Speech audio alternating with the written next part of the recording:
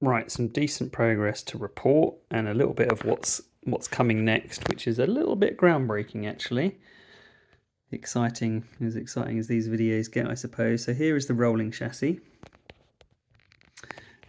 which I've put together. So the engine is mounted, the wheels are mounted.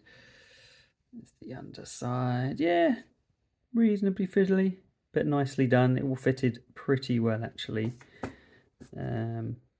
Pretty pleased with the spray paint, the kind of look there. So that is the rolling chassis. It does actually roll. I'm told not to glue it.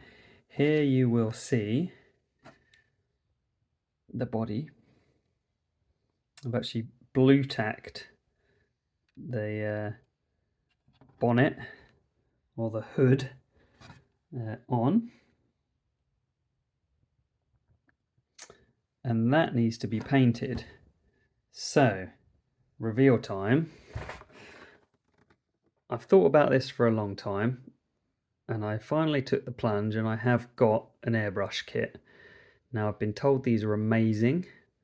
I'm a little bit nervous to experiment on this because actually I'm quite pleased it's going together quite nice, but I have it in for a penny, in for a pound. This is a lovely kind of dark blue, midnight blue maybe colour, don't know. The acrylic paints that I've got from Hobbycraft have this, what are they calling this? I'm not even going to try and pronounce that. Something in marine blue, I don't know. So this is tonight's job. We're gonna have a look. We're gonna see if we can get this up and running and see if we can spray that. It could go horribly wrong.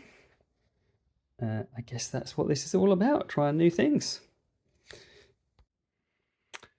Right, I cut the last video about to embark on this adventure. So here we go, the big reveal. You do see in front of you a blue painted body shell. What I reveal is that using that airbrush was an absolute disaster, and I basically wasted a whole evening. There's lots to learn, I think, with an airbrush. I couldn't get the paint mix right. I couldn't get it to work, basically, and I blasted through a whole can of propellant without anything coming out. And then I tried to manually paint this with the paint that wouldn't come out, which is still here, incidentally, in this pot that I mixed.